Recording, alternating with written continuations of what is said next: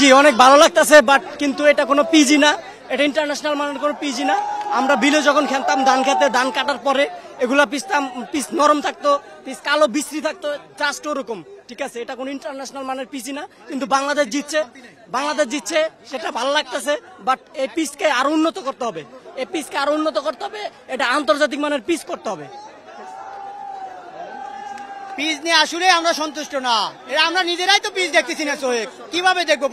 ক্রিকেটাররা কিভাবে দেখবে? আমরা কেউ সন্তুষ্ট না, সবাই বলতেছে আসলে তো লাভ নাই, আমরা অন্যটা কোনো ফায়দা নাই। বাইরের মাটিতে খেলতে আমরা কোনো কিছু করতে পারবো না, কিছুই বাইরের মাটিতে গেলে এই জায়গা দুবাই খেলতে গেলে বল চয়ে দেখে না, এখানে সেম অবস্থা। এখান থেকে কোনো উন্নতি করতে চাই আমরা। বল 400 রান হবো, 400 জবাব হবে, 95 রানে আমরা হারিয়ে যাবো, তাতে কোনো প্রবলেম নাই। 300-350 কোটি টাকা দিয়ে কি হবে যদি পিচটা আমাদের ঠিক মতো না আসে? ভালো চাই আমরা, আরো ভালো চাই।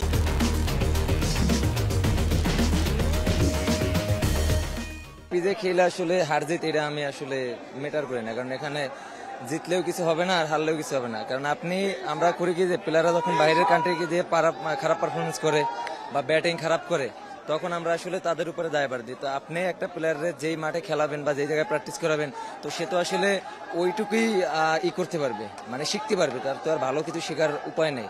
তো আপনি এই পিজে ব্যাটিং করে যে অস্ট্রেলিয়া, নিউজিল্যান্ড, ইংল্যান্ড গিয়ে আপনি যখন ফার্স্ট উইকেটে ব্যাটিং করেন, তখন আসলে ওই বলগুলো খেলতে সমস্যা আমাদের ব্যাটারদের, কারণ তারা এই 16 উইকেটে ব্যাটিং করে যায়, হুট করে তার ফার্স্ট উইকেটে ভালো করা সম্ভব না। তো মূল টার্গেট থাকবে, আমি বিসিবির উদ্দেশ্যে একটাই কথা বলতে চাই যে আপনারা পিচগুলোরে একটু ভালো করেন, কারণ এই পিচ একদম মানে গ্রামে যে পিচগুলো করা ওই রকমের স্পাইক করে নামার পরে আপনার প্রথম 10 ওভারের ভিতরে উইকেটের অবস্থা খুব বাজে হয়ে গেছে। তো এই পিচে খেলে, এই পিচে ভালো করে আসলে ভবিষ্যতে ভালো কিছু আশা করা যায় না।